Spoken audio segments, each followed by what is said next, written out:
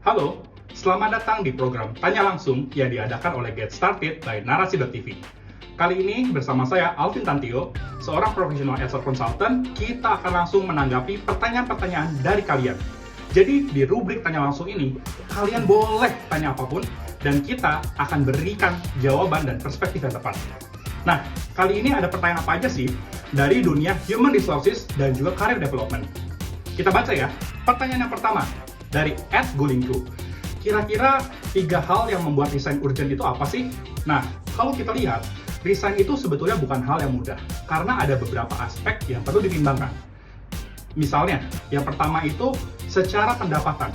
Apakah kita sudah benar-benar menentukan pilihan yang tepat ketika mau resign? Bagaimana nih dengan dana darurat, kebutuhan hidup, dan lain-lainnya? Aspek yang kedua adalah secara work environment atau lingkungan kerja. Kira-kira ada problem nggak sih di sana? Dan yang ketiga, biasanya itu terkait career development. Apakah ketika kita bekerja di suatu organisasi atau perusahaan, bagaimana nih nasib dari karir kita? Apakah ada karir kejelasan ke depannya seperti apa?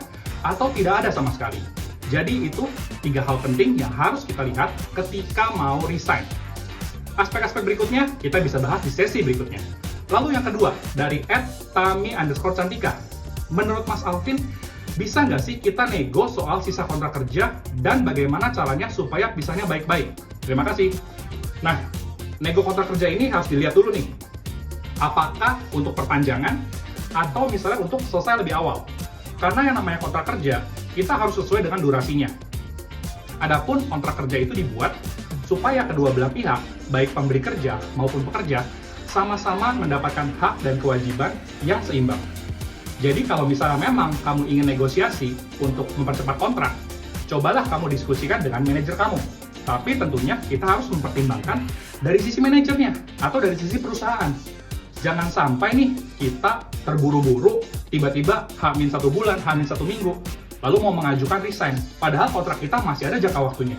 Nah, sebaiknya coba diskusikan baik-baik, lalu jelaskan kira-kira apa sih yang melatar belakangi atau menyebabkan kamu ingin mempercepat kontrak kamu.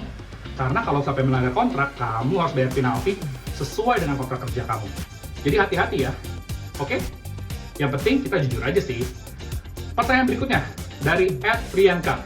Kalau kita lihat nih ya, mau tanya ke Alvin, apakah keluar dari perusahaan saat pandemi begini tepat?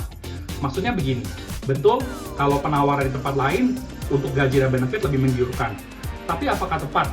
Karena mempertimbangkan faktor probation. Bagaimana kalau tidak lolos? Apakah bisa di-cut atau nambah probation? Lalu komunikasi juga menjadi lebih challenging ketika tidak lolos. Nah, itu bagaimana nih? Apalagi komunikasinya tidak dilakukan secara tatap muka. Kalau kita lihat secara umum, sebetulnya sama saja. Karena begini, ketika kita menentukan mau mengambil karir baru, atau melakukan hal yang baru, atau saya bilang restart, sebenarnya kita harus sudah siap dengan segala risiko dan benefitnya. Sebagai manusia dewasa, tentu saja segala hal yang kita lakukan memiliki risiko dan juga manfaat. Jadi ketika kita resign dari sebuah perusahaan, pasti kita punya mindset adalah, wah, saya ingin mendapatkan perkembangan karir. Saya ingin mendapatkan kompensasi dan benefit dan juga pengembangan diri yang lebih baik. Nah, itu adalah gain-nya. Tapi risk-nya tentu saja ada. Di mana misalnya gagal probation, atau misalnya tiba-tiba ada sedikit problem di perusahaannya, atau onboarding kita tidak mulus. Jadi sebagai manusia dewasa, kalau kita sudah menyadari manfaat dan risikonya, yang bisa kita lakukan adalah mempersiapkan diri. Misalnya, kalau kita khawatir, wah 3 bulan gagal probation gimana ya?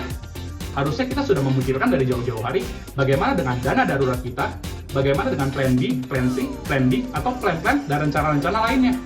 Jangan sampai nih, ada suatu kejadian dalam hidup kita yang mengubah hal kecil, lalu membuat kita terpuruk.